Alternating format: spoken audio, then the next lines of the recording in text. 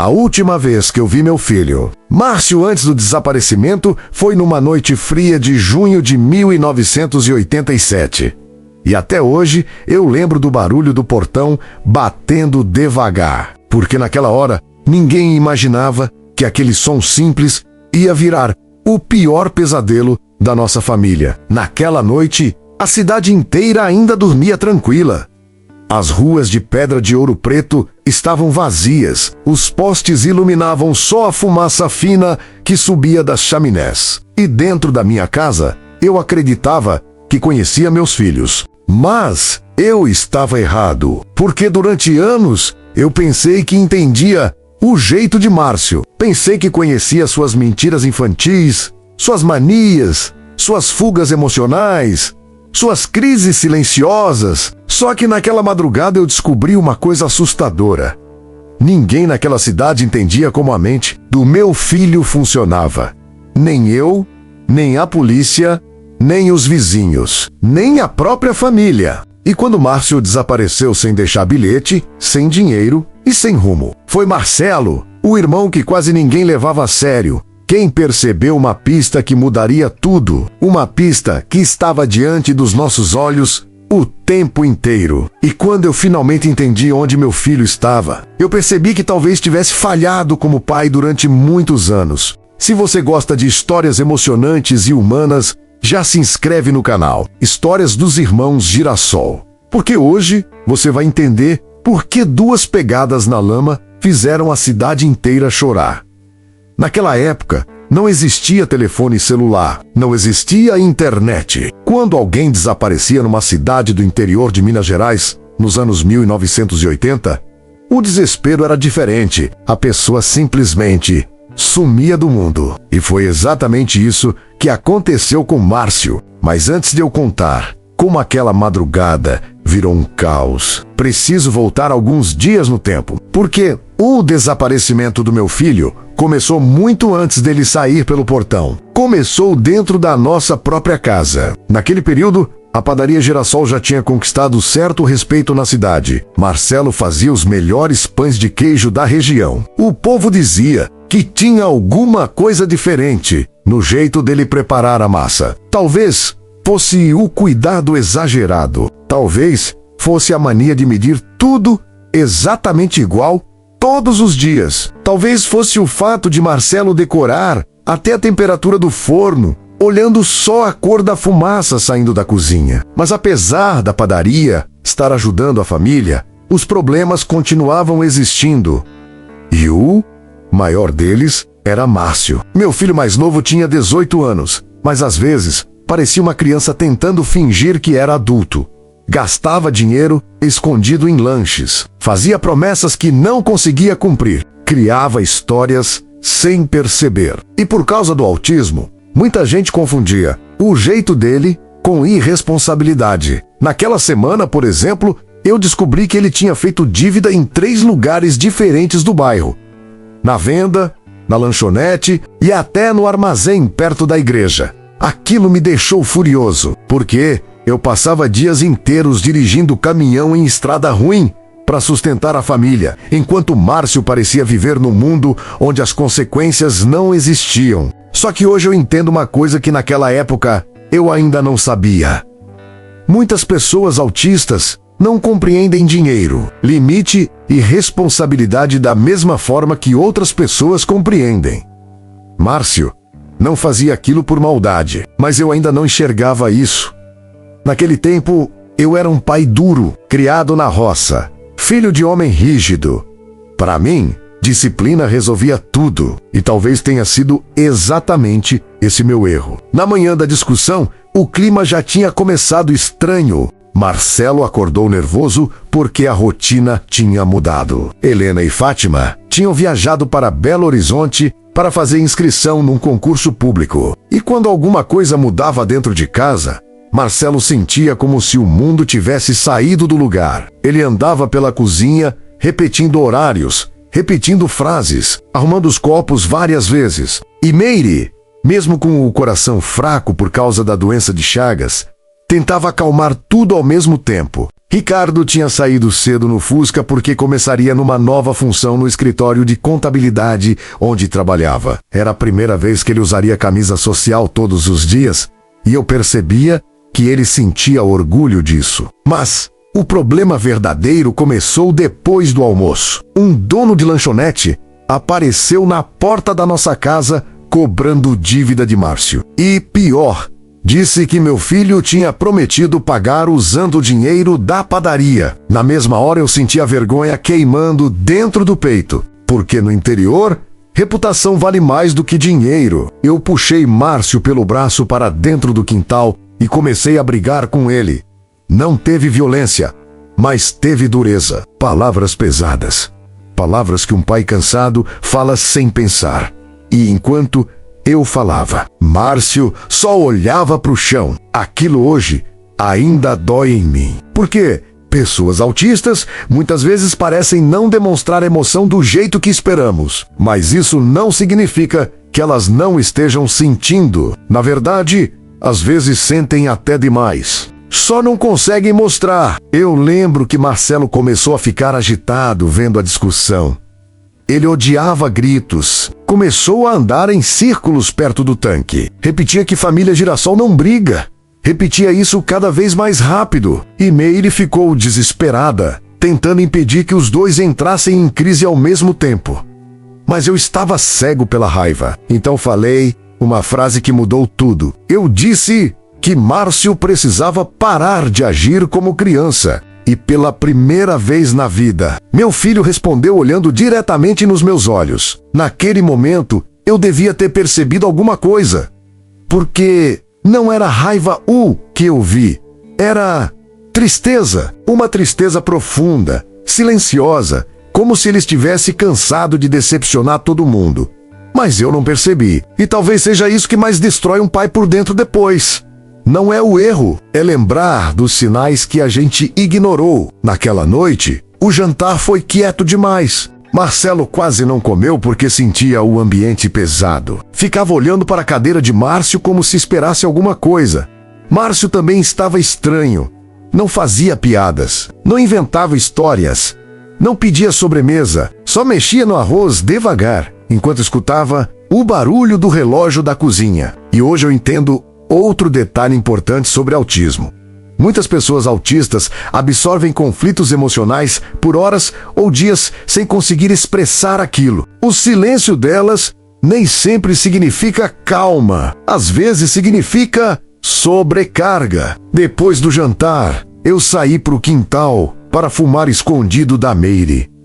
A noite estava gelada. Dava para ouvir cachorro latindo longe e o sino da igreja marcando 9 horas. Foi quando Marcelo apareceu perto de mim. Ele tinha aquele jeito duro de andar, olhando um pouco para o chão, segurando as próprias mãos, e falou baixinho: Márcio triste.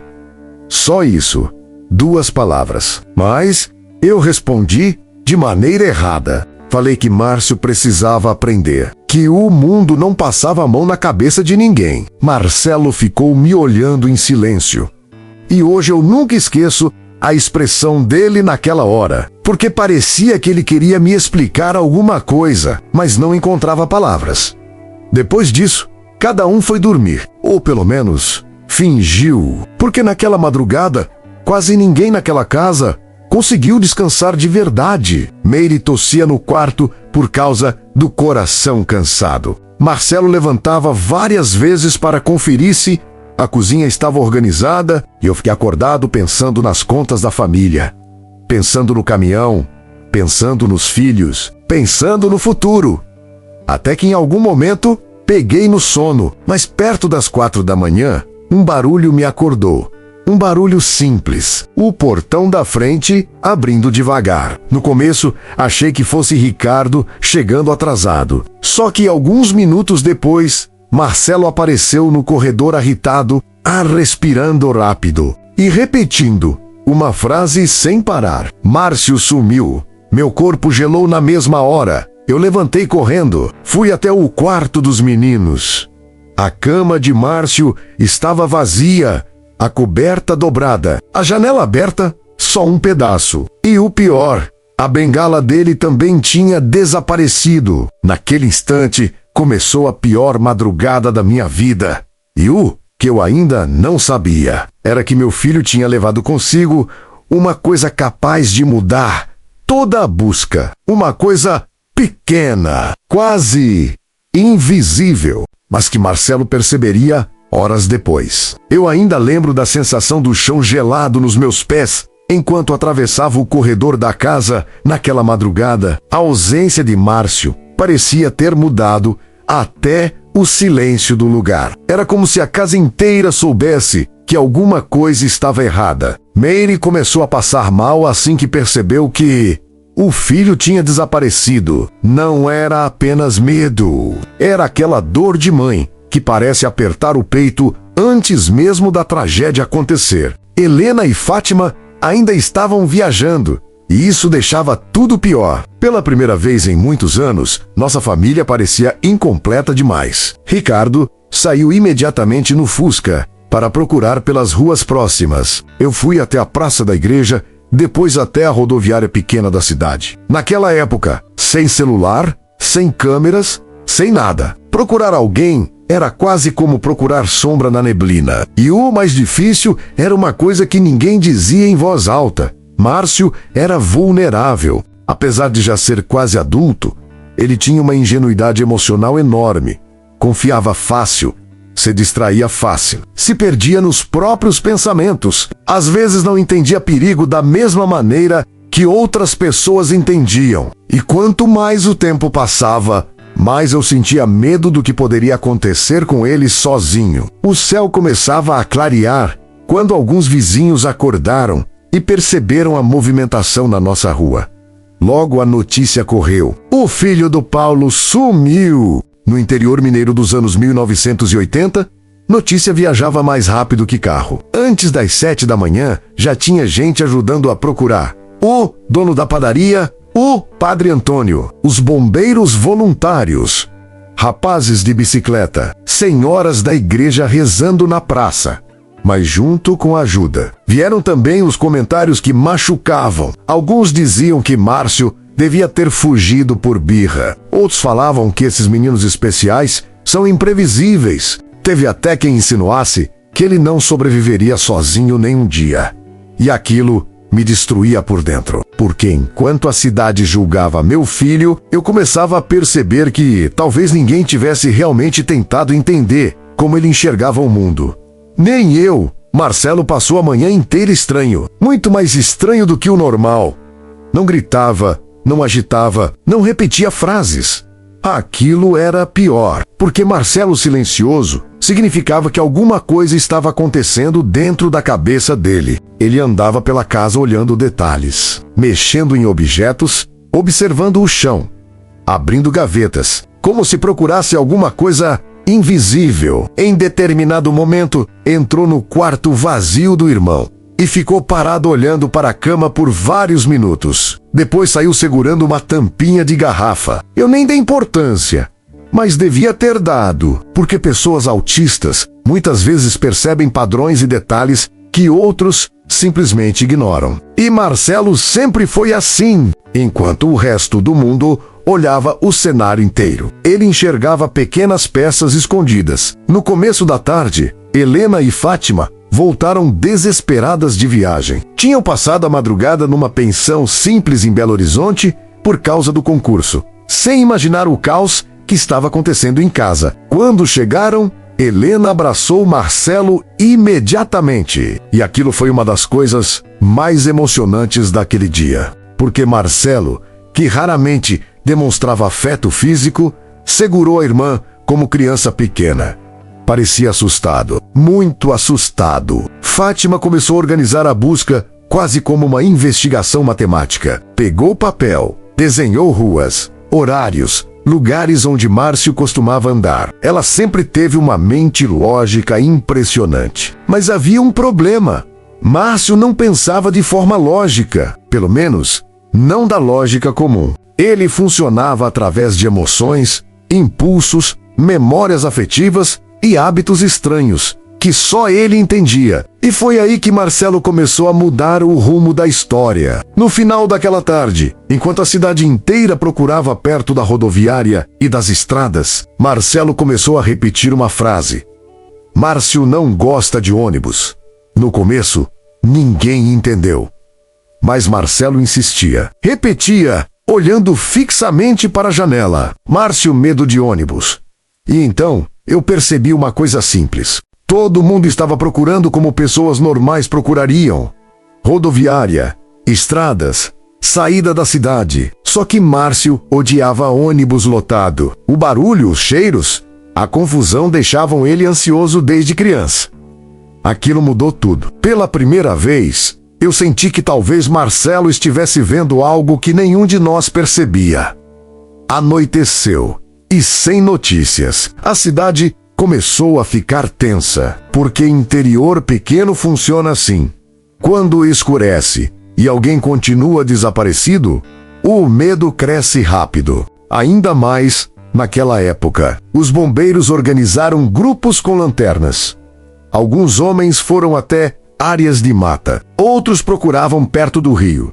Eu tentei manter firmeza por fora, mas por dentro estava quebrando. E naquela noite aconteceu uma coisa que nunca mais saiu da minha memória. Marcelo entrou no quarto onde eu estava sentado sozinho e colocou alguma coisa na minha mão. Era a tampinha de garrafa que ele havia encontrado cedo. Uma tampinha vermelha de refrigerante. Então ele falou: Márcio, guarda a tampinha quando fica triste. Na hora meu coração disparou. Porque era verdade. Desde criança, Márcio tinha manias estranhas. Quando estava emocionalmente abalado, guardava coisas pequenas no bolso. Papéis, botões, tampinhas, pedras, objetos sem valor que para ele tinham significado emocional.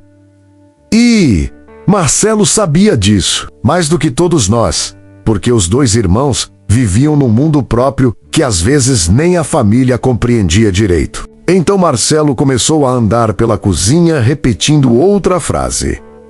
Márcio foi em lugar feliz. Lugar feliz. Aquilo ficou preso na minha cabeça. Enquanto todo mundo procurava perigo, Marcelo procurava memória emocional. Hoje eu entendo algo muito importante sobre muitas pessoas autistas. Quando entram em sofrimento intenso, elas frequentemente procuram ambientes que transmitam segurança emocional conhecida, rotina, memória, silêncio, cheiros familiares, locais ligados à infância. Mas naquela hora eu ainda estava confuso demais para entender completamente. A madrugada da segunda noite chegou, e com ela veio algo pior que o medo. A culpa! Mary chorava baixinho na cama, dizendo que devia ter protegido o filho da discussão. Helena culpava a si mesma por ter viajado. Ricardo rodava quilômetros de Fusca procurando pistas. Fátima tentava manter racionalidade, mas já tremia de ansiedade. E eu só conseguia lembrar das palavras duras que falei. Porque existe uma dor que só alguns pais conhecem. A dor de perceber que talvez o último momento com o filho tenha sido um momento ruim.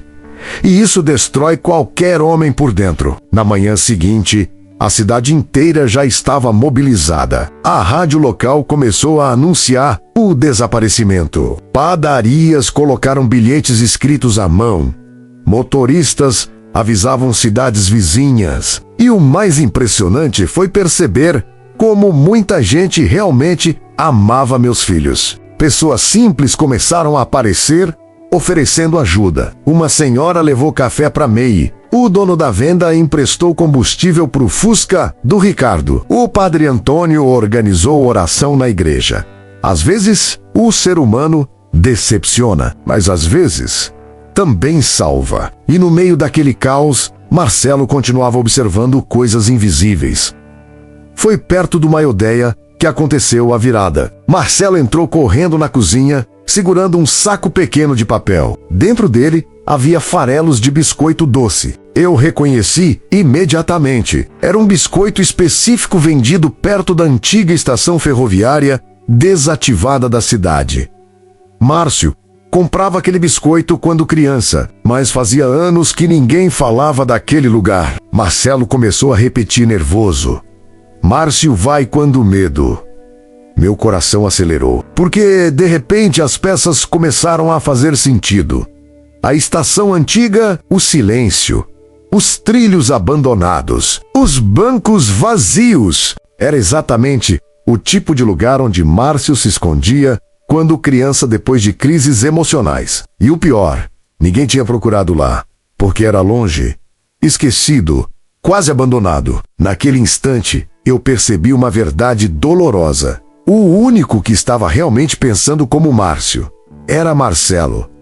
Não a polícia, não os adultos, não eu. O irmão autista entendia o outro irmão autista melhor do que qualquer pessoa. E aquilo me fez perceber quantas vezes, durante anos, eu tentei ensinar meus filhos a agir como o mundo, sem tentar aprender como o mundo funcionava dentro deles. Ricardo ligou o Fusca imediatamente. Eu entrei no carro junto com Marcelo, e enquanto o motor velho tremia na estrada de terra, indo até a estação abandonada, Marcelo segurava a tampinha vermelha com tanta força que os dedos chegavam a tremer. E então ele falou uma frase que até hoje me emociona. Marcelo conhece tristeza de Márcio. Naquele momento eu percebi que talvez meus filhos passassem a vida inteira entendendo dores que o resto do mundo nunca enxergaria direito. E quando finalmente avistamos a velha estação, no alto da estrada, eu senti um medo tão grande que minhas mãos começaram a tremer.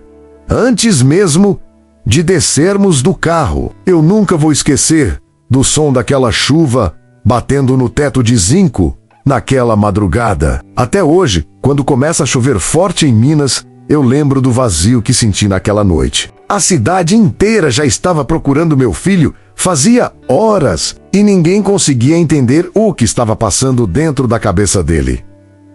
E o pior de tudo era isso. Todo mundo procurava Márcio do jeito errado. Uns diziam que ele tinha fugido por raiva. Outros falavam que ele devia estar escondido na casa de algum colega. Teve gente que começou até a inventar histórias absurdas na rua, como acontece em cidade pequena, quando ninguém sabe a verdade. Mas Marcelo ficou diferente naquela noite. Meu filho mais velho quase não falava direito quando estava nervoso. Andava de um lado para o outro dentro de casa, apertando as mãos, olhando para a porta, olhando para a janela, repetindo movimentos que fazia desde criança quando alguma coisa fugia da rotina dele.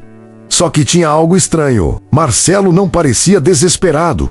Parecia pensando, e aquilo começou a me assustar mais do que o desaparecimento. Porque, pela primeira vez na vida, eu percebi que Marcelo talvez estivesse entendendo alguma coisa que o resto de nós não conseguia enxergar. E foi naquela madrugada que ele fez uma coisa que mudou tudo. Ele entrou devagar no quarto vazio do irmão, ficou olhando as coisas espalhadas, os cadernos, os papéis, os carrinhos velhos guardados numa caixa, e então começou a mexer lentamente numa sacola cheia de recortes de revista. Marcelo respirava rápido, como se estivesse montando um quebra-cabeça invisível. Eu lembro dele pegando um papel amassado que estava escondido embaixo da cama.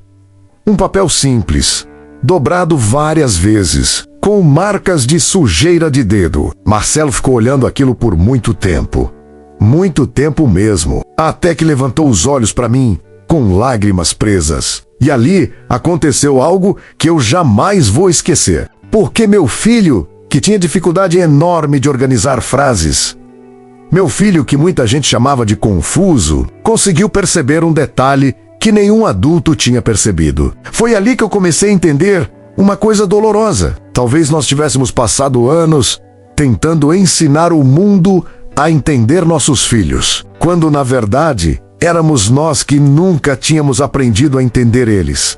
E antes de continuar essa história, eu peço uma coisa. Se você acredita que pessoas diferentes merecem ser compreendidas com mais humanidade, já se inscreve no canal e deixa seu like, porque histórias como essa ajudam muita gente a enxergar o mundo de outra forma. Agora eu preciso voltar alguns dias antes daquele desaparecimento. Porque tudo começou com uma coisa pequena demais.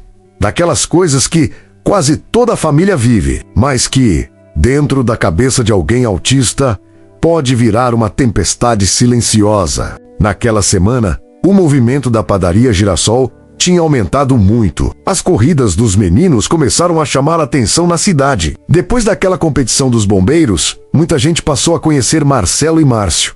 Alguns por admiração verdadeira, outros por curiosidade.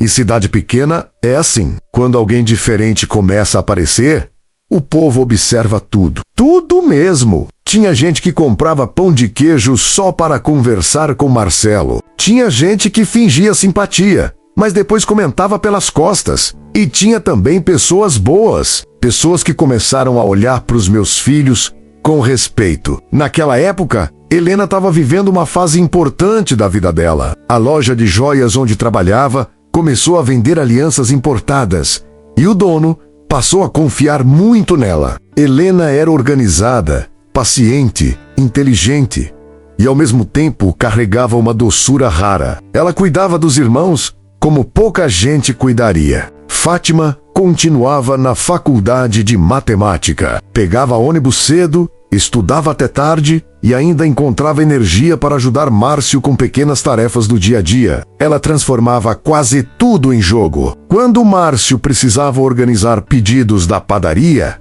ela fazia tabelinhas coloridas. Quando ele esquecia troco, ela criava desafios. E aquilo ajudava muito, porque meu filho mais novo tinha uma mente infantil em muitas coisas, mas ao mesmo tempo era extremamente sensível ao jeito como era tratado. Só que naquela semana algo começou a mudar nele. Márcio estava mais calado, mais distraído, e eu demorei para perceber.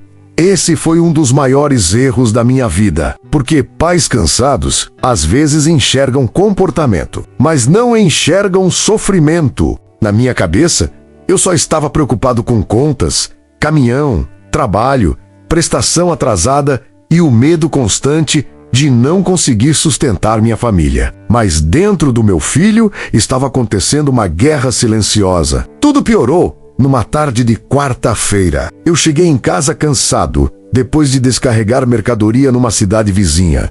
Estava calor, muito calor. A televisão da sala fazia barulho baixo. Meire estava sentada descansando porque o coração dela andava ruim naqueles dias. E Marcelo organizava moedas em cima da mesa da cozinha. Ele fazia aquilo quando queria se acalmar. Separava moedas por tamanho, por ano, por brilho. Era o jeito dele colocar o mundo em ordem. Só que Márcio chegou diferente.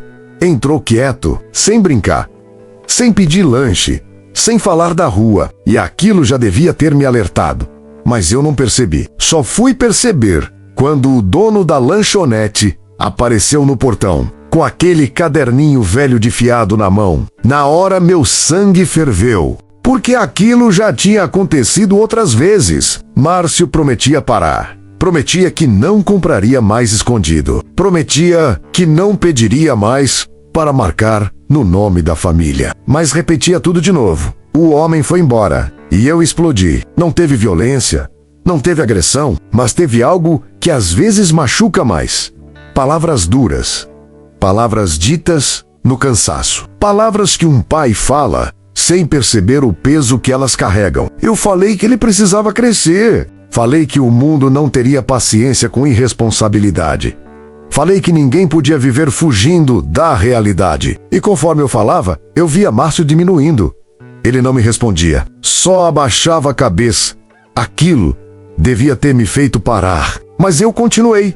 Porque muitas vezes a gente acha que firmeza resolve tudo. E não resolve. Principalmente quando a pessoa do outro lado já está emocionalmente machucada. Naquela noite, Márcio mal jantou. Ficou sentado perto da janela, olhando a rua. Marcelo percebeu imediatamente. Os dois tinham uma ligação difícil de explicar.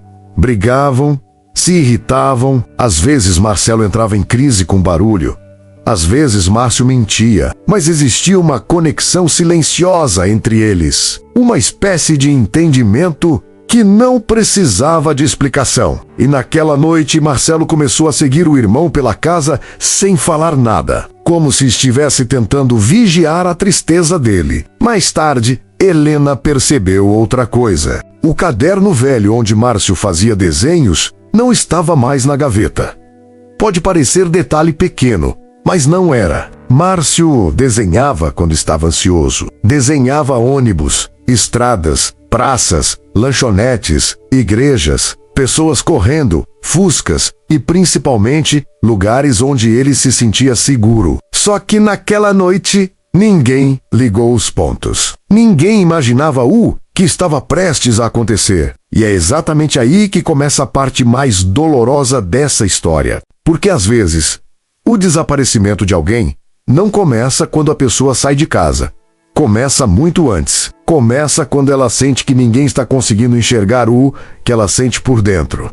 Na manhã seguinte, acordei cedo para trabalhar. A casa ainda estava silenciosa. O cheiro do café vinha da cozinha. Meire caminhava devagar por causa do cansaço do coração. Marcelo já estava acordado, organizando as bandejas da padaria. Mas Márcio não apareceu. No começo, ninguém estranhou. Achamos que estivesse dormindo. Depois, pensamos que tinha ido até a rua. Depois, imaginamos que estivesse na lanchonete. Só que o tempo começou a passar e uma sensação ruim começou a crescer dentro de mim. Ricardo saiu de Fusca procurando em alguns lugares. Helena foi até a praça. Fátima perguntou para os colegas da faculdade que conheciam Márcio nada. Absolutamente nada. E foi aí que eu senti um medo que nunca tinha sentido antes. Porque nos anos 1980 não existia celular. Não existia mensagem rápida. Não existia localização. Quando alguém sumia, o silêncio engolia tudo. E naquela tarde, o silêncio começou a engolir nossa família. Marcelo ficou estranho, muito estranho. Andava pela casa respirando rápido, repetia movimentos, encostava na parede, olhava relógio, olhava janela, depois voltava para o quarto do irmão. No começo achei que fosse apenas ansiedade, mas então aconteceu uma coisa que mudou completamente a direção da busca. Marcelo começou a repetir uma frase, baixinho, quase como oração. Márcio não gosta de chuva forte. De novo. E, de novo. Márcio não gosta de chuva forte. Naquele momento, eu não entendi, porque ainda nem estava chovendo. Mas Marcelo parecia assustado com alguma coisa que ainda nem tinha acontecido. E foi então que o céu começou a escurecer sobre a cidade. O vento começou a bater nas árvores da rua com força, levantando poeira no fim da tarde. Em Minas, quando o céu muda daquele jeito, a gente aprende a reconhecer que vem temporal. E naquela hora, eu senti um aperto estranho no peito. Não era só medo da chuva, era culpa. Uma culpa pesada que parecia crescer conforme o tempo passava. E Márcio não aparecia. A vizinhança começou a ajudar nas buscas. Cidade pequena ainda tinha isso nos anos 1980, quando alguma tragédia ameaçava uma família conhecida. Muita gente saía de casa para procurar. O dono da farmácia fechou mais cedo. 2 rapazes da oficina pegaram bicicleta. O pessoal da igreja avisou o padre Antônio. Até alguns bombeiros que tinham conhecido os meninos na corrida beneficente apareceram. Mas existia um problema enorme. Ninguém sabia como procurar Márcio, porque procurar alguém autista não era igual procurar qualquer outra pessoa. Alguns moradores achavam que ele devia estar escondido por vergonha. Outros diziam que talvez estivesse fazendo birra, e ouvir aquilo me machucava profundamente. Porque naquela hora eu comecei a entender algo que devia ter aprendido muito antes. Pessoas autistas não sentem menos. Muitas vezes, elas sentem até mais. Só não conseguem demonstrar da maneira que o mundo espera. Marcelo parecia entender isso melhor do que todos nós, enquanto o povo organizava buscas nas ruas principais. Meu filho mais velho continuava preso em detalhes que ninguém valorizava. Ele entrou no quarto do irmão várias vezes, mexia nos objetos, olhava desenhos, cheirava algumas roupas. Passava os dedos sobre papéis rabiscados. Era como se estivesse tentando ouvir pensamentos invisíveis. E eu admito uma coisa dolorosa. Naquele começo eu achei que aquilo fosse só confusão mental causada pela ansiedade. Mas Helena não. Ela observava Marcelo com atenção diferente, porque desde pequena ela aprendeu a interpretar os sinais dele. Enquanto muita gente enxergava apenas manias, Helena enxergava linguagem. Ela me chamou na cozinha baixinho e disse uma frase que ficou gravada na minha cabeça. Pai, o Marcelo está tentando contar alguma coisa. Naquela hora eu senti vergonha. Vergonha porque minha filha entendia meus filhos melhor do que eu. O temporal começou de verdade, pouco depois. Chuva pesada, daquelas que fazem barulho forte no telhado e transformam ruas de terra em lama. E então Marcelo começou a ficar desesperado. Muito mais desesperado. Ele andava rápido pela sala dizendo baixinho: Márcio não gosta de chuva. Márcio não gosta de chuva. Só que havia outra frase misturada no meio. Uma frase quase incompreensível. Ponte. Ponte pequena. No começo ninguém entendeu. Ricardo achou que fosse confusão mental. Mas Helena congelou e olhou para mim assustada, porque existia um lugar na cidade que os irmãos frequentavam quando eram menores. Uma ponte pequena perto de um córrego afastado. Não era perigosa, mas era isolada. E Márcio gostava daquele lugar porque quase ninguém passava por lá. Ele dizia que o barulho da água deixava a cabeça dele calma. Meu coração disparou. Na mesma hora, Ricardo pegou a chave do Fusca. Eu entrei no carro com o Marcelo e foi uma das viagens mais silenciosas da minha vida. A chuva batia no vidro. Os limpadores quase não davam conta. As ruas estavam vazias e Marcelo apertava as mãos sem parar no banco de trás. Até que no meio do caminho, ele fez algo que me destruiu por dentro. Ele perguntou baixinho: Pai brigou muito com Márcio? Aquilo me atingiu como uma facada, porque naquela pergunta simples existia uma dor enorme. Marcelo não estava tentando culpar ninguém.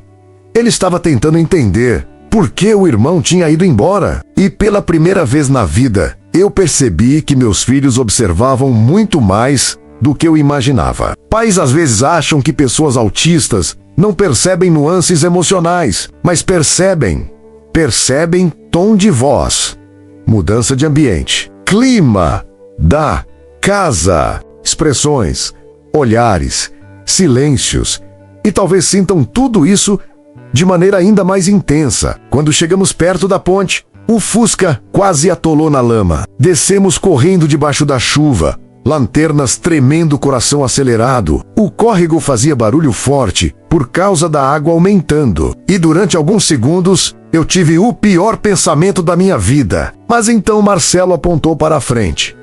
E vimos uma coisa simples. Uma bengala encostada numa árvore. Era a bengala de Márcio. Meu corpo inteiro gelou. Começamos a chamar pelo nome dele. Nada. Só chuva. Só vento.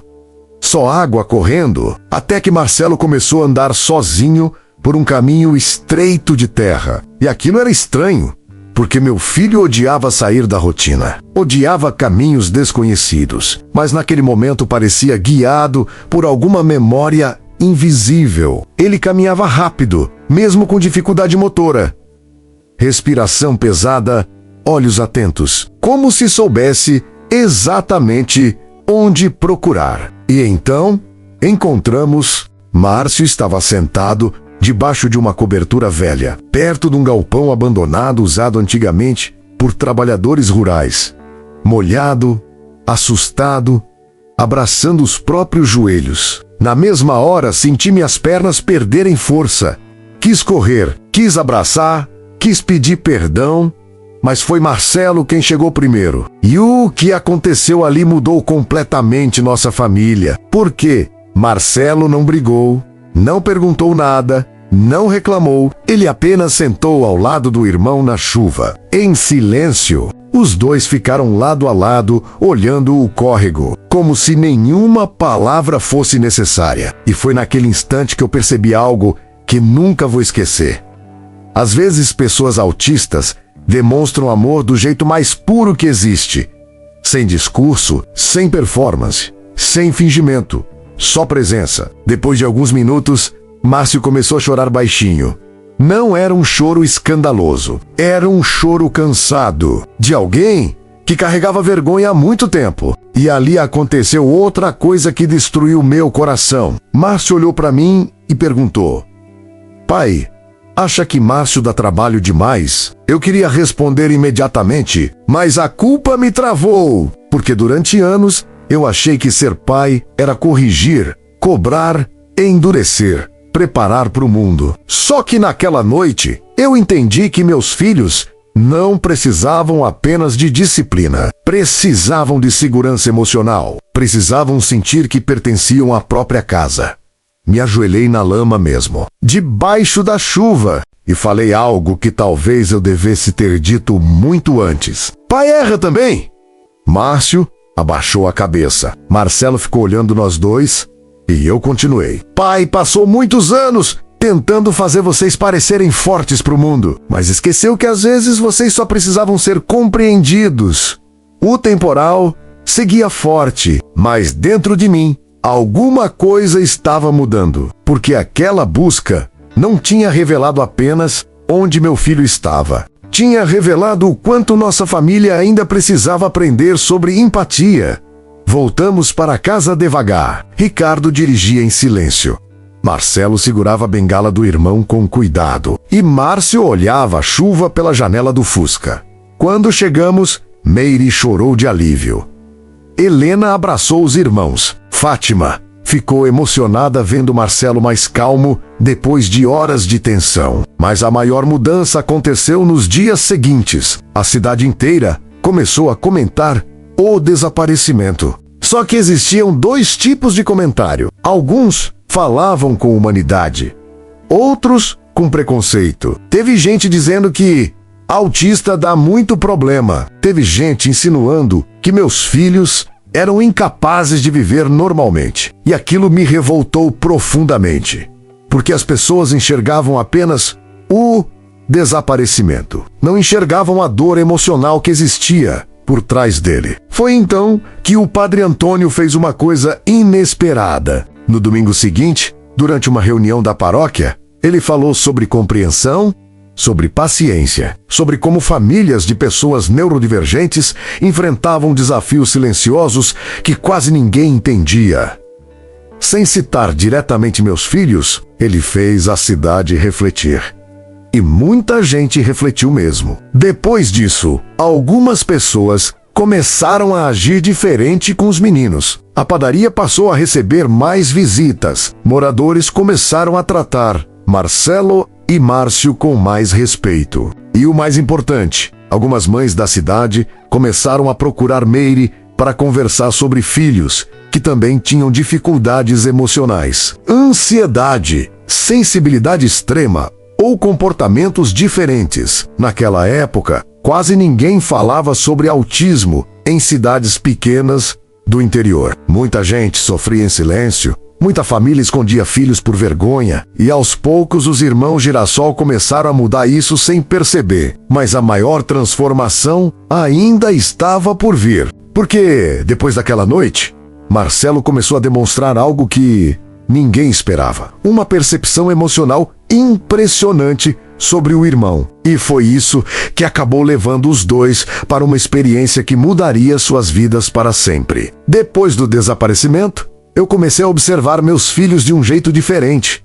Não como alguém tentando corrigir comportamentos, mas como um pai tentando finalmente compreender quem eles eram de verdade. E isso mudou tudo dentro da nossa casa. Antes, quando Marcelo entrava em crise porque algo saía da rotina, eu enxergava apenas nervosismo. Depois daquela noite, comecei a perceber os sinais antes da explosão acontecer. O jeito como ele respirava mais rápido, as mãos apertando umas nas outras, o olhar fixo tentando organizar o ambiente, os movimentos repetitivos, quando o excesso de estímulo começava a cansar a cabeça dele. E a verdade é que muita família sofre porque interpreta crise como desobediência, mas nem sempre é. muitas vezes é sobrecarga, é medo, é ansiedade, é o cérebro tentando sobreviver ao caos. Helena me ensinou muito sobre isso sem nem perceber. Ela começou a montar pequenas rotinas visuais para os irmãos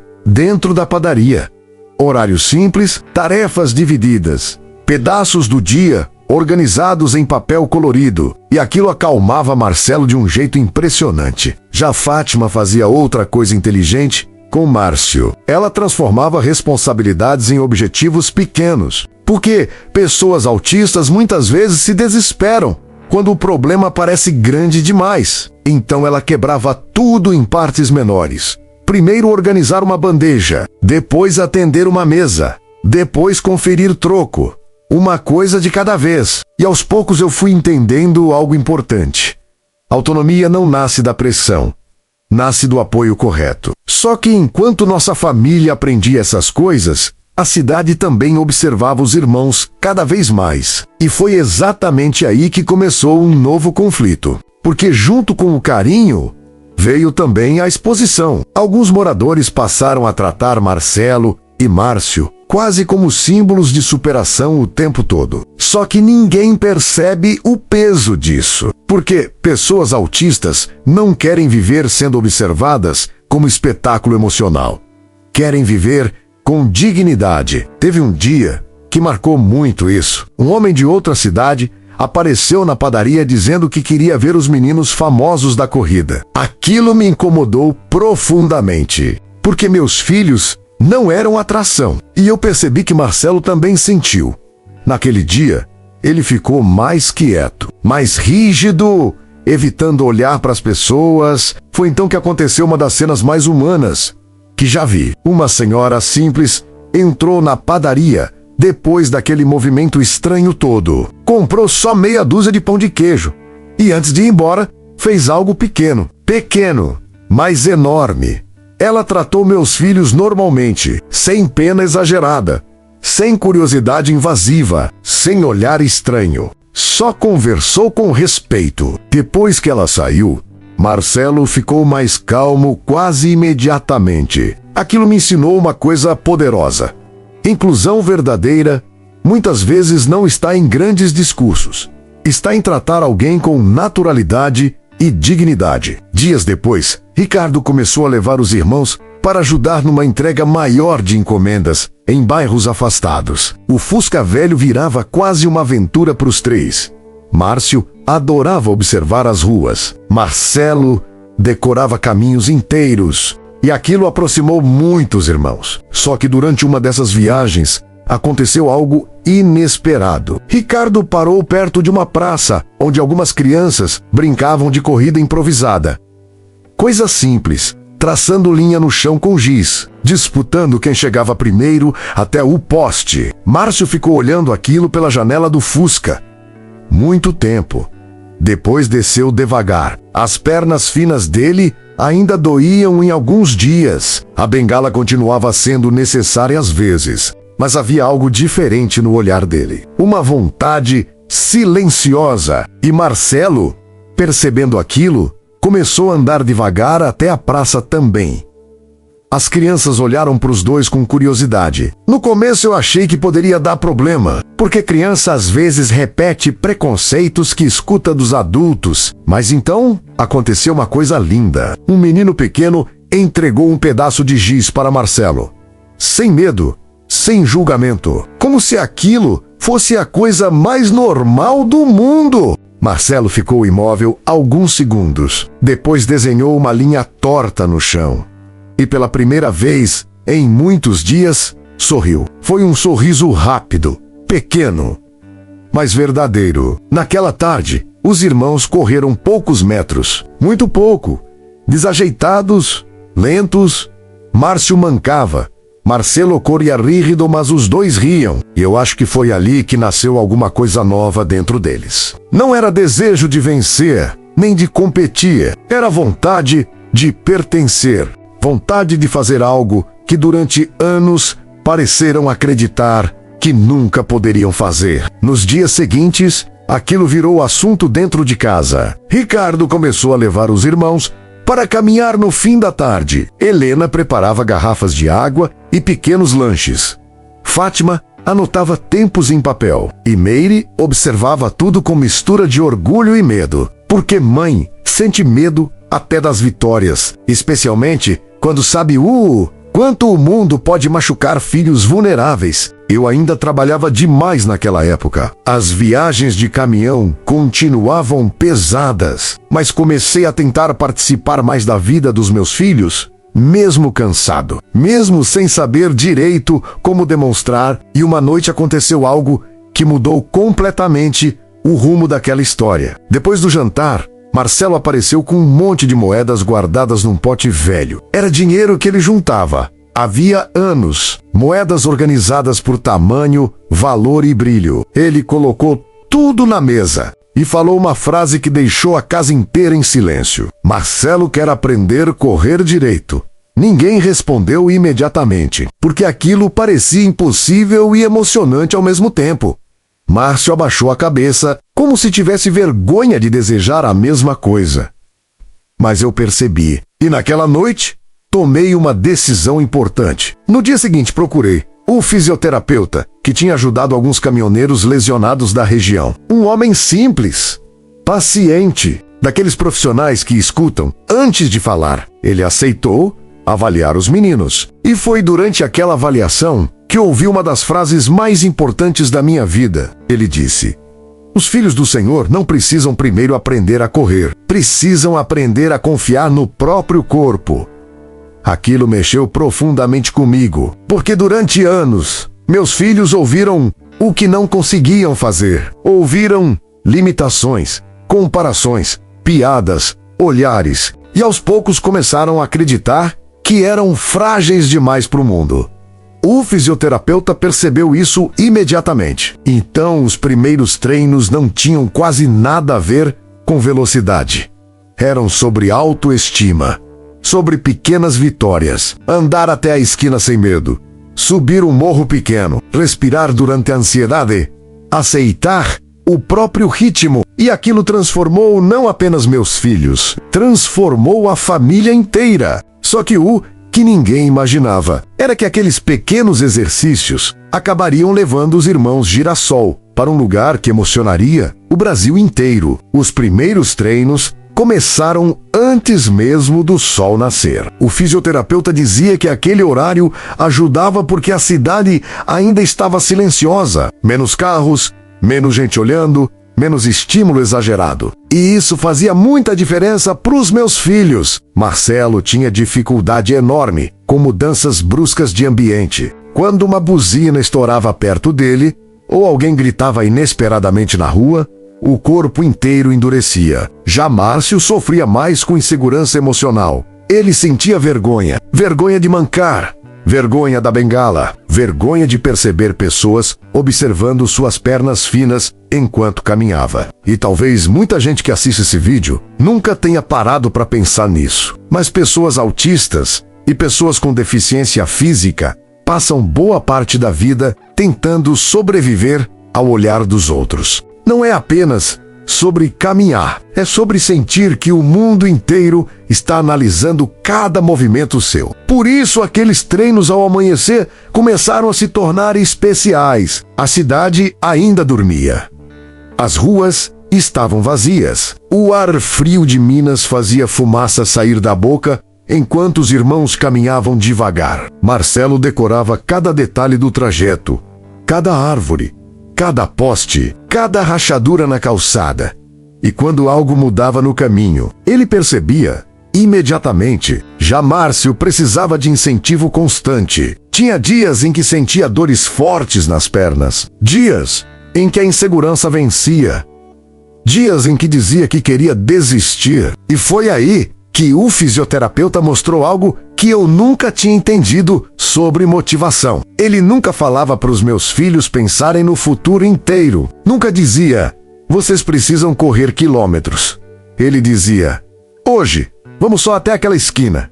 Só isso. Pequenas metas, pequenas vitórias. Porque quando alguém vive carregando limitações emocionais ou físicas, o impossível assusta, mas o pequeno passo parece alcançável. E aos poucos, aqueles pequenos passos começaram a mudar tudo. Helena criou um quadro colorido na parede da cozinha. Cada caminhada concluída ganhava uma marca. Marcelo adorava aquilo. Passava vários minutos olhando o quadro, contando os dias, organizando mentalmente os treinos. Fátima fazia outra coisa genial. Ela transformava os exercícios em desafios matemáticos sem que Márcio percebesse. Dizia quantos metros faltavam, criava metas de tempo, inventava jogos, e isso distraía a cabeça dele da dor. Enquanto isso, Ricardo começou a participar cada vez mais. O novo emprego no escritório de contabilidade estava fazendo bem para ele. Ricardo amadureceu muito naquela época. Antes sentia vergonha dos irmãos em alguns lugares. Hoje eu consigo admitir isso sem raiva, porque muita gente amadurece aprendendo. E Ricardo aprendeu. Começou a defender os irmãos quando alguém fazia comentário maldoso. Levava os dois no Fusca para treinar em bairros tranquilos. Comprava água de coco depois das caminhadas e fazia algo muito importante. Tratava os irmãos como adultos capazes, não como crianças eternas. Isso ajuda muito pessoas neurodivergentes, porque proteção excessiva também machuca. Autonomia precisa ser construída aos poucos, só que enquanto nossa família se fortalecia, a cidade continuava dividida. Alguns moradores começaram a admirar profundamente os irmãos. Outros debochavam escondido. Eu ouvi frases dolorosas naquela época. Pra que ensinar corrida para autista? Isso aí é perda de tempo. Eles nunca vão competir de verdade. E essas coisas chegam na família. Chegam nos filhos, mesmo quando ninguém fala diretamente na frente deles. Só que aconteceu uma coisa que ninguém esperava. Marcelo começou a mudar.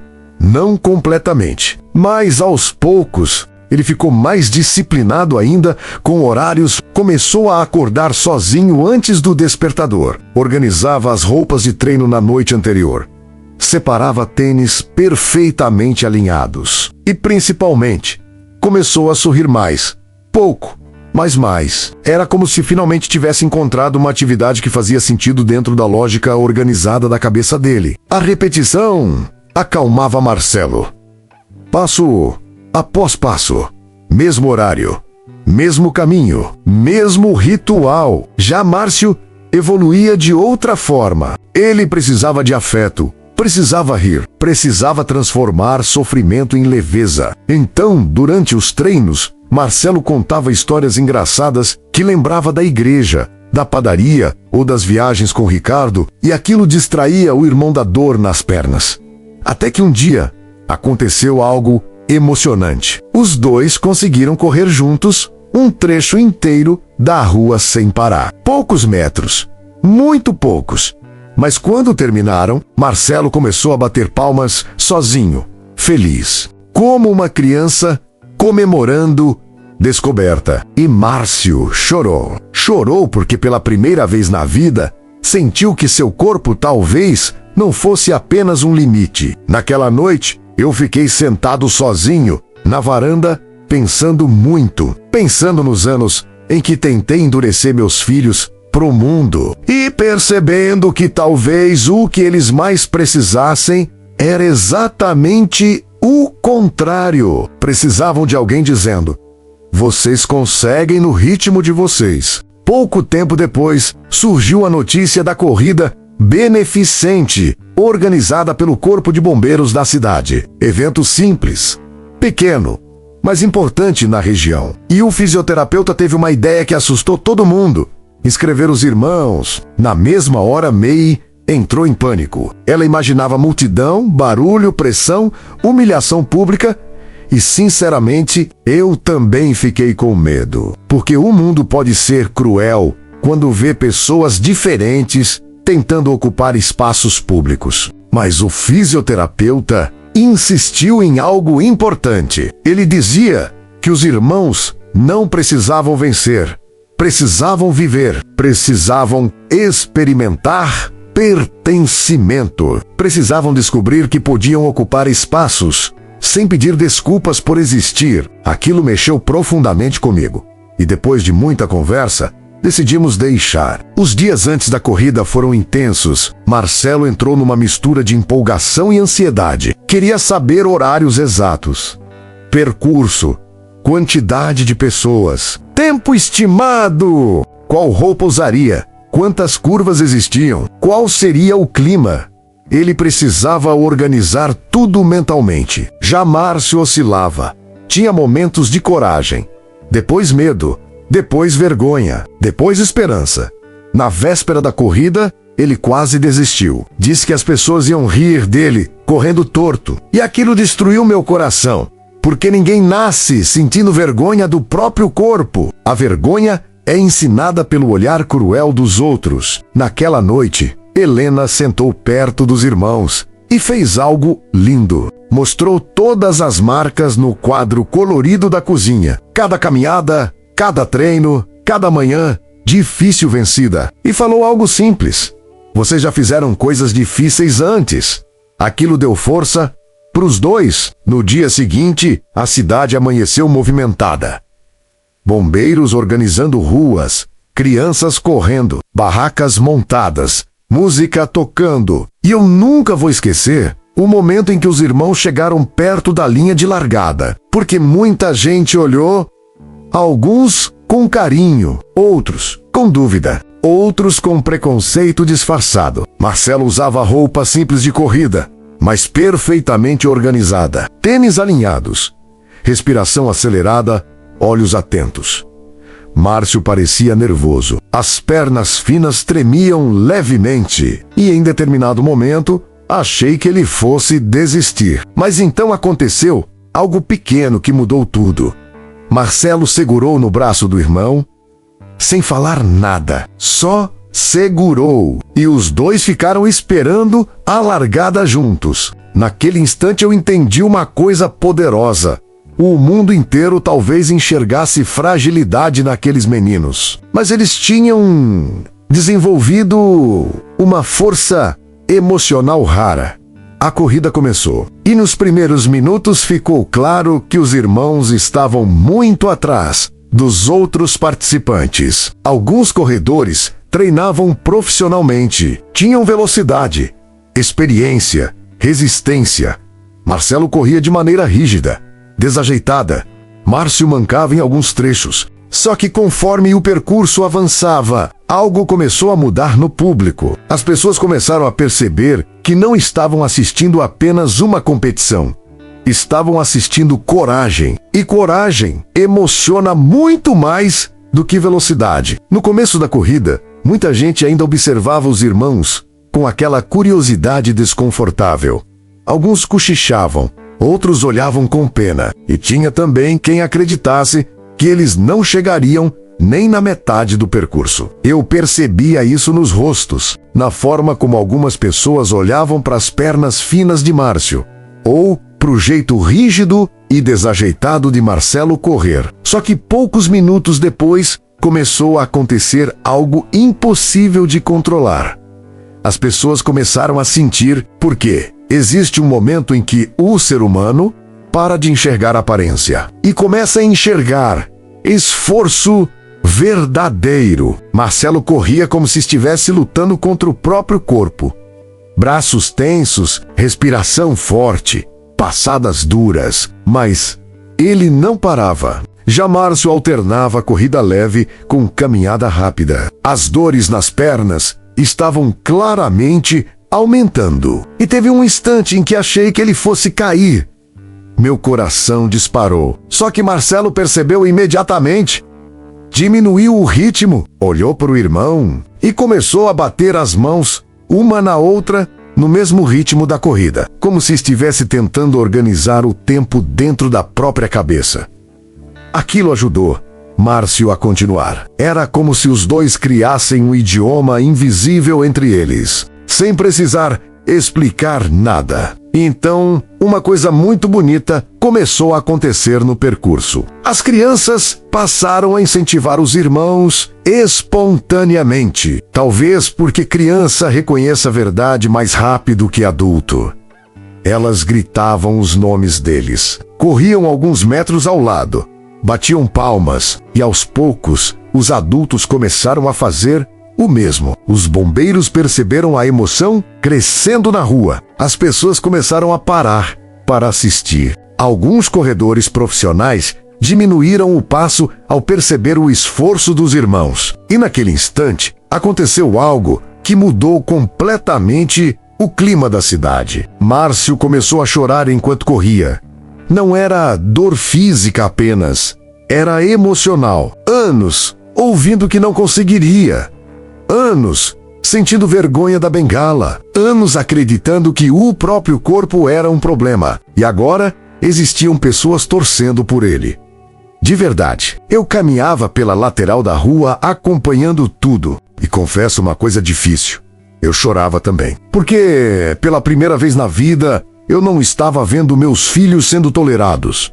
Estava vendo eles sendo admirados. E isso muda completamente uma pessoa. Quando faltavam poucos metros para a linha de chegada, Marcelo começou a entrar em sobrecarga emocional. Muito barulho, muita gente, muito estímulo. Eu reconheci imediatamente os sinais. Respiração curta, movimentos repetitivos aumentando, olhar perdido, tentando organizar o ambiente. E foi aí que o fisioterapeuta fez uma coisa inteligente demais. Ele pediu para o público abrir espaço e diminuir o barulho por alguns segundos. Aquilo parece pequeno, mas a acessibilidade, às vezes, é exatamente isso. Adaptar o ambiente para a pessoa conseguir continuar. E funcionou. Marcelo respirou fundo, voltou a focar, olhou para frente e segurou no braço do irmão mais uma vez. Então os dois atravessaram a linha de chegada juntos, quase nas últimas posições. Mas ninguém parecia se importar com colocação naquele momento. Porque assim que cruzaram a linha, a cidade inteira levantou palmas, muitas palmas. Bombeiros emocionados, crianças gritando, gente chorando. E eu nunca vou esquecer a expressão dos meus filhos naquele instante. Pareciam não acreditar. Marcelo olhava para os lados, tentando entender o motivo daquela reação toda. Márcio chorava sem conseguir esconder. E foi exatamente naquele momento que um homem parado perto da arquibancada começou a observar os irmãos de forma diferente.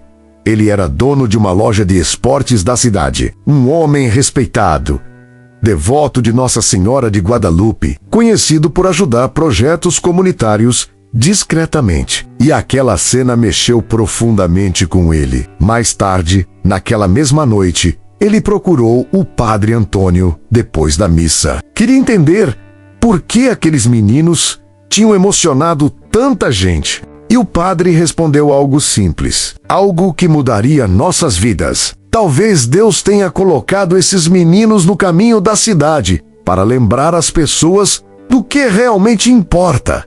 Dias depois, esse homem apareceu na padaria Girassol, comprou pão de queijo, conversou comigo, observou os meninos trabalhando e então fez uma proposta que me deixou sem reação. Ele queria patrocinar os irmãos em pequenas corridas da região, ajudar com tênis, alimentação, viagens, tratamento, tudo de maneira respeitosa, sem transformar os meninos em propaganda humilhante. Na mesma hora, senti medo, muito medo, porque uma coisa era correr numa cidade pequena. Outra, completamente diferente, era colocar meus filhos em ambientes desconhecidos, cheios de gente, barulho e pressão. Meire ficou apavorada. Ela imaginava crises, preconceito, exposição, acidentes. E, sinceramente, ela tinha motivos. Famílias de pessoas autistas vivem num estado constante de alerta, porque qualquer ambiente novo pode se transformar em sobrecarga emocional. Mas Helena e Fátima fizeram algo lindo. Disseram que viajariam junto. Acompanhariam os irmãos. Organizariam rotina, alimentação, horários e descanso. E aquilo começou a tranquilizar Meire aos poucos. Só que ninguém imaginava como aquelas viagens transformariam não apenas os irmãos, mas toda a nossa família. A primeira competição fora da cidade aconteceu algumas semanas depois. Uma corrida pequena, em outra região de Minas. E só a viagem já parecia uma aventura gigantesca para os meninos. Márcio ficou fascinado vendo estrada longa pela janela. Marcelo decorava placas, postos e curvas. Ricardo dirigia o Fusca com cuidado absurdo. Helena levava lanche organizado em potes. Fátima anotava horários. E Meire rezava baixinho quase o tempo inteiro. Quando chegamos no hotel simples, onde ficaríamos hospedados, percebemos outro desafio importante: mudança de ambiente. Para muita gente, isso parece detalhe pequeno, mas pessoas autistas frequentemente precisam de previsibilidade para se sentirem seguras. Marcelo estranhou o cheiro diferente do quarto, barulho do corredor, lençol, iluminação, tudo. Na primeira noite ele quase não dormiu. Andava de um lado para o outro reorganizando objetos. E ali aprendemos outra lição importante sobre acolhimento. Helena recriou pequenas partes da rotina dele dentro do quarto. Organizou roupas no mesmo padrão de casa. Deixou horários anotados. Separou moedas que Marcelo gostava de mexer. E aquilo ajudou muito. Já Márcio sofreu com outra coisa: vergonha social. Quando chegaram perto do local da corrida, alguns atletas olharam para as pernas dele com estranhamento. E eu vi meu filho diminuindo outra vez. É difícil explicar isso para quem nunca viveu, mas pessoas que sofrem preconceito passam a tentar antecipar rejeição o tempo inteiro. Só que aconteceu algo inesperado. Uma senhora que trabalhava servindo água para os atletas reconheceu os irmãos da corrida dos bombeiros e começou a troteló-se com um carinho enorme. Falou da emoção que sentiu vendo os dois atravessarem a linha de chegada. Disse que mostrou a reportagem deles para a família inteira e aquilo mudou o clima emocional dos meninos imediatamente. Porque apoio genuíno cura partes invisíveis das pessoas. A corrida daquela cidade foi difícil, muito mais difícil. Calor forte, percurso maior, mais barulho, mais pressão. Os irmãos chegaram entre os últimos outra vez, mas aconteceu exatamente o mesmo fenômeno emocional. As pessoas levantaram para aplaudir e naquele instante comecei a perceber algo poderoso. Meus filhos nunca seriam lembrados por velocidade. Seriam lembrados por humanidade. E sem perceber, os irmãos Girassol começaram a tocar pessoas em lugares que jamais imaginaríamos alcançar. Eu nunca vou esquecer da noite em que encontrei meu filho sentado sozinho, perto da antiga estação ferroviária, desativada da cidade. Aquele lugar ficava afastado das casas, quase escondido atrás do mato alto e dos trilhos enferrujados, que ninguém mais usava desde os anos 70. O vento frio de Minas batia nas placas de metal antigas, fazendo um barulho estranho. E aquilo deixava tudo ainda mais silencioso. Márcio estava sentado no chão, abraçado aos próprios joelhos, olhando fixamente para um vagão abandonado. E sabe o que mais me destruiu naquela noite? Não foi o fato dele estar perdido. Foi perceber que meu filho não tinha fugido da família. Ele acreditava que estava poupando a família dele. Se você chegou até aqui, já deixa seu like e se inscreve no canal Histórias dos Irmãos Girassol, porque essa história talvez faça muita gente enxergar o autismo com outros olhos. Eu sentei devagar perto dele sem fazer barulho. Marcelo ficou alguns passos atrás de mim. Meu filho mais velho estava cansado, respirando forte, com os olhos vermelhos de tanto procurar o irmão pela cidade inteira. E naquele momento eu percebi uma coisa que talvez eu nunca tivesse entendido antes. Marcelo tinha encontrado Márcio, porque ele não tentava entender o irmão como um problema. Ele entendia como alguém que sentia o mundo de um jeito diferente. Aquilo me desmontou por dentro. Márcio não olhou para mim imediatamente. Continuava encarando o vagão velho. E eu comecei a perceber pequenos detalhes. Do lado dele, havia um saco de pão amanhecido, uma garrafa de refrigerante quase vazia e um pedaço de papel dobrado várias vezes. Eu reconheci aquele papel. Era uma folha arrancada do caderno de Fátima. Meu coração apertou forte. Naquele instante, eu entendi que meu filho tinha planejado ficar ali por horas, talvez dias. O vento frio atravessava a estação abandonada, enquanto Marcelo olhava ao redor inquieto. Ele parecia nervoso com o escuro, mas ao mesmo tempo parecia aliviado por finalmente ter encontrado o irmão. E então aconteceu uma coisa que nunca mais saiu da minha cabeça. Marcelo deu alguns passos lentos na direção de Márcio e falou baixinho. Márcio estava escondendo tristeza.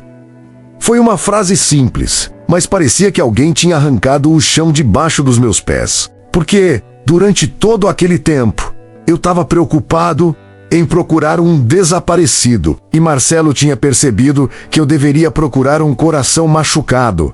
Aquilo mudou tudo. Eu sentei perto de Márcio sem encostar nele. O fisioterapeuta dos irmãos já tinha explicado anos antes que momentos de ansiedade precisavam ser tratados com calma, sem pressão, sem susto, sem excesso de perguntas. Então eu apenas fiquei ali, em silêncio. E pela primeira vez em muitos anos, eu senti medo de falar errado com meu próprio filho. O relógio da estação antiga marcava quase meia-noite. A cidade inteira provavelmente ainda estava procurando por Márcio. Ricardo rodando de Fusca pelos bairros afastados. Helena chorando em casa, tentando acalmar Meire. Fátima refazendo caminhos em folhas de papel, tentando imaginar aonde o irmão poderia estar. E eu ali, sentado diante do meu filho, sem saber como reparar anos de dureza. Márcio finalmente levantou os olhos. O rosto dele estava cansado, os olhos inchados, e naquele momento eu percebi que ele parecia muito mais novo do que realmente era. Parecia uma criança tentando entender o próprio lugar no mundo. Ele segurava a bengala com força. Aquela mesma bengala que ele odiava usar em público. Aquela mesma bengala que fazia algumas pessoas da cidade olharem para ele com pena. E então ele fez uma coisa que me destruiu. Ele tentou sorrir, como se quisesse me tranquilizar, como se dissesse, sem palavras, que não queria dar trabalho. E foi ali que eu entendi o tamanho da culpa que meu filho carregava dentro dele. Eu olhei para Marcelo, meu filho mais velho estava imóvel, mas os olhos dele acompanhavam cada movimento do irmão, como se tivesse medo de perdê-lo outra vez. E então Marcelo falou algo que arrepiou meu corpo inteiro. Marcelo sabia que Márcio estava aqui. Naquele instante, eu lembrei de todas as pistas que Marcelo tinha percebido. O desenho do trem, o pão de queijo guardado, a tampa azul da garrafa, a música do sanfoneiro perto da praça. Pequenos detalhes que ninguém tinha entendido. Detalhes invisíveis para a maioria das pessoas, mas não para Marcelo, porque Marcelo observava o mundo de um jeito diferente. Enquanto muita gente enxergava apenas limitações no meu filho, eu começava finalmente a enxergar a profundidade da sensibilidade dele. E aquilo me fez sentir vergonha. Vergonha de todas as vezes em que tentei mudar meus filhos à força. Vergonha das vezes em que perdi a paciência. Vergonha das vezes em que tratei comportamentos diferentes como defeitos. O silêncio daquela estação parecia aumentar tudo dentro de mim. Então eu respirei fundo e perguntei baixinho: "Por que você veio pra cá, filho?"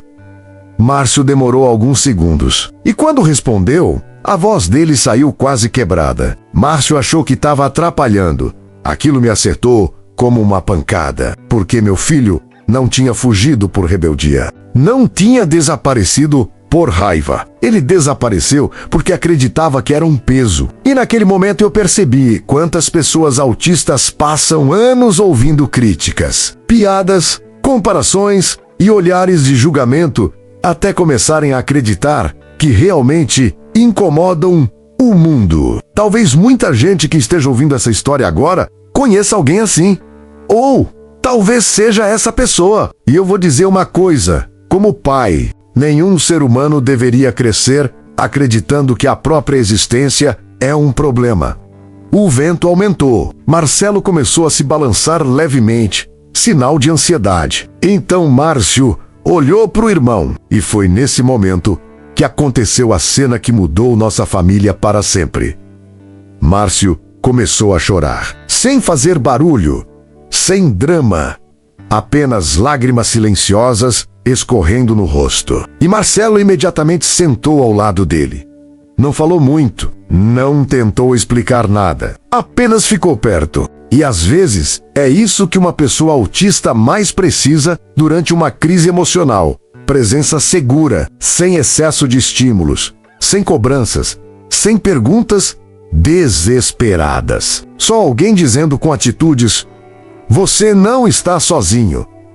Eu queria abraçar meus filhos, queria pedir perdão, queria voltar no tempo, mas percebi que aquele momento não era sobre mim, era sobre eles. Então, fiquei quieto, respirando junto, esperando, porque o amor também aprende a respeitar silêncios. Depois de alguns minutos, Márcio finalmente pegou o papel dobrado que estava no chão e entregou para mim. Minhas mãos tremiam quando abri. Era uma lista escrita com letra torta.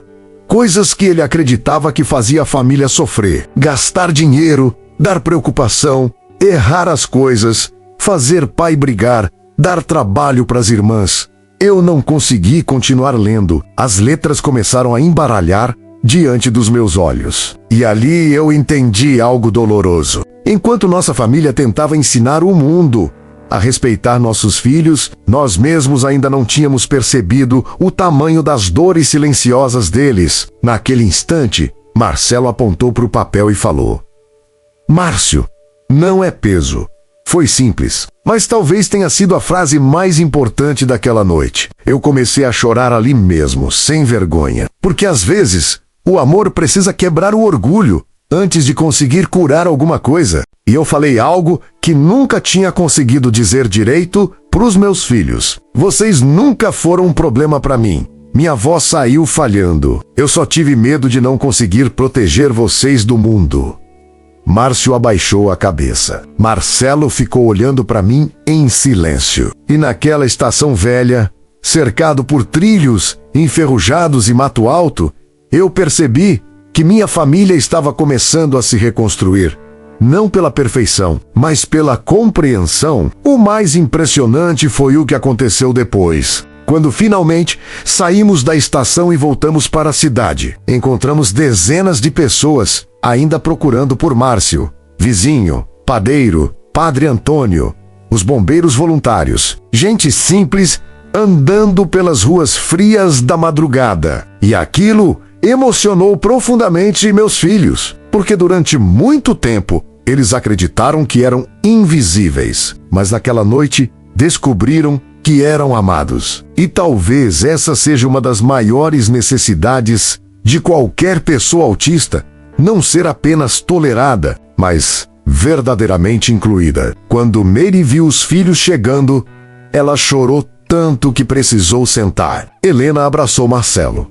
Fátima segurou a mão de Márcio sem dizer nada. Ricardo ficou alguns segundos parado perto do Fusca, respirando fundo como quem finalmente conseguia aliviar o peso do medo. E naquele instante, eu percebi uma coisa: família não é ausência de problemas. Família é permanecer procurando alguém, mesmo quando o cansaço já venceu o corpo inteiro. Nos dias seguintes, algo começou a mudar na cidade. As pessoas passaram a olhar diferente para os irmãos. Não com pena, mas com humanidade. O dono da mercearia começou a conversar mais com Márcio. O jornaleiro guardava gibis antigos para ele. As crianças da rua passaram a cumprimentar Marcelo sem medo do jeito diferente dele andar ou falar. Pequenas coisas. Mas pequenas coisas transformam vidas. Helena começou a estudar mais sobre autismo e inclusão. Fátima passou a ajudar famílias da cidade que tinham filhos neurodivergentes. Ricardo começou a levar Marcelo e Márcio para passear de Fusca aos domingos, sem vergonha do olhar dos outros. E eu comecei a reaprender a ser pai. Aprendi que nem toda crise é birra, nem todo silêncio é falta de amor, nem toda dificuldade de comunicação significa ausência de sentimento. Às vezes, existe um universo inteiro dentro de alguém que apenas não consegue se expressar do jeito esperado. E Marcelo me ensinou isso da forma mais improvável possível. porque enquanto todo mundo procurava Márcio pelas estradas, Marcelo procurou pelos sentimentos dele. Meses depois, a antiga estação ferroviária foi reformada pela prefeitura, virou um pequeno centro cultural. E sabe o que mais me emocionou? Os moradores passaram a chamar o lugar informalmente de Estação Girassol, porque aquela noite marcou a cidade inteira. Hoje, quando olho para os meus filhos, ainda vejo dificuldades, ainda vejo crises, ainda vejo desafios que talvez nunca desapareçam completamente. Mas também vejo coragem, sensibilidade, persistência e principalmente amor. Muito amor. Se essa história tocou seu coração, deixa seu like, se inscreve no canal Histórias dos Irmãos Girassol e compartilha esse vídeo com alguém que precisa entender melhor o autismo. E eu quero te deixar 2 perguntas nos comentários. Você acha que a sociedade realmente sabe ouvir pessoas diferentes? E se você estivesse no lugar de Marcelo, teria percebido as pistas invisíveis que salvaram o irmão dele?